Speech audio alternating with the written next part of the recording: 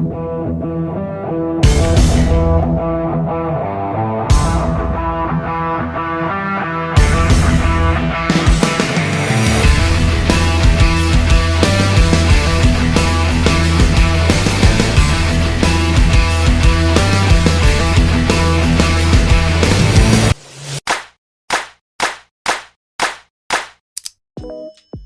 ayun na nga.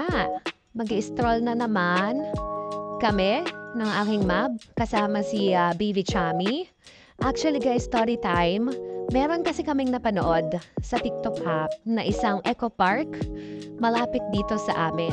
So, after ng personal kong lakad, total malapit na rin naman siya, naisipan namin na puntahan itong isang eco park na matatagpuan sa May Kawayan, Bulacan. So, sabi namin, sige puntahan natin para makapag-relax. Kasi sabi, nakaka-relax daw in nature. Eme yung eco park. So, eco park nga, di ba? Hello. So, nakarating na kami dito sa Kariktan ng May Kawayan. Ayan, napakaganda nito. Pagpunta nyo pa lang, makikita nyo na agad yung mga puno-puno na yan. Tapos, may maroon silang malaking parking lot. So, hindi kayo mamong problema. Pagpasok nyo dito, take note pala, wala siyang entrance fee ha, mga bebelabs and fafa, ganyan. So, mag-register kayo. So, pagpasok nyo, makikita nyo agad dyan yung mga ibon. Maraming ibon dyan. Tapos, may mga pahingahan. Then, eto na yung kanilang legend. Ayan. So, mababasa nyo dyan yung mga spot na makikita nyo sa loob ng Eco Park. Ayan. Habat maisa-isa nyo yan. Sabi ko sa inyo. Napakaganda talaga. So, unang spot na napunta namin ay ang Duyan ni Maria. Baging siya. Tapos, may duyan-duyan. So, natry namin yan. Then, mag-start na kami dito naglakad. So, unang na-spot namin is yung mga ibon. Sa pagbuwan ko lang is ibon. Agad iba, di bang klaseng ibon? Yung makikita dyan. Then, eto pa, may isa pa. May nakita ko na cage. Sabi ko, ay wow! Ostrich! Ayan. Sabi kong ganyan. Tapos, eto may parrot dito. Ayan. O, ayan. Ang Amazon parrot. Dito na nga. So, nakita ko yung ostrich. Sabi sa akin ng mom ko, hindi yan ostrich.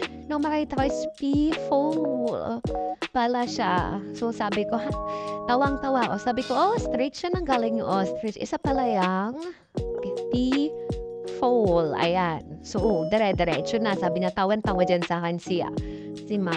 Tas eto pa, sabi ko, finally! Nakita ko na yung ibong Adarna in real life. Char. Mukha kasi siyang ibong Adarna. Ayan o, di ba? Napakaganda niya, napaka-colorful. Akala ko talaga ibong Adarna siya. Yung pala isa siyang golden peasant.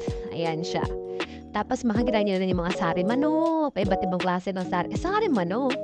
Ng mga manok. Yung mga original. Basta manok. Tapos nakita rin namin dito yung mga pony ni Meme Vice. Char. Ayan.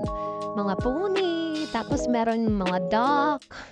Alam nyo guys, pag pumunta kayo dito, may enjoy ng family nyo. Pwede nyo dalhin yung mga anak nyo dito kasi walang bayad. Tapos ayan, nakakita nyo dyan yung kanilang parang auditorium sa harapan. So, ang ganda niya, promise, guys. And, dito sa Eco Park na to is makakapag-enjoy yung mga kids kasi malawak siya. And, meron siyang playground din sa harapan. Tapos, ito yung isang park na merong zipline sana. Kaso yung zipline that day na pinuntahan namin is hindi siya available. So, sabi nung nagbabantay is sarado siya. So, sayang. Pero, meron siyang zipline. Ayan, yung tower ng zipline. Then, eto nga, habang naglalakad ako dito, sabi nung mom ko, ikot ka doon, ikot ka dyan. Tapos, hintayin kita dito sa dulo. Kasi ito pala ang dulo, guys. Ito yung sinasabing tagpuan ni Sintang Mahal. O, di ba? May pagka-sweetness din yung aking mab dito sa part na to. Pagkatapos, pumunta naman kami dito sa itong spot na to. Napakaganda nito. Ito yung tinatawag nilang Lagusang Kawayan.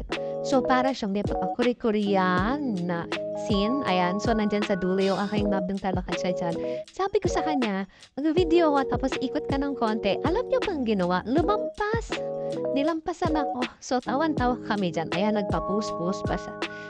Tapos ito naman yung part ng picnic area. So dito mo makikita yung families na pwede kayo dito mag-picnic, magdala kayo ng sarili yung pagkain. So pack lunch yan. Pwede kayong kumain dyan. Ito yung part ng picnic area.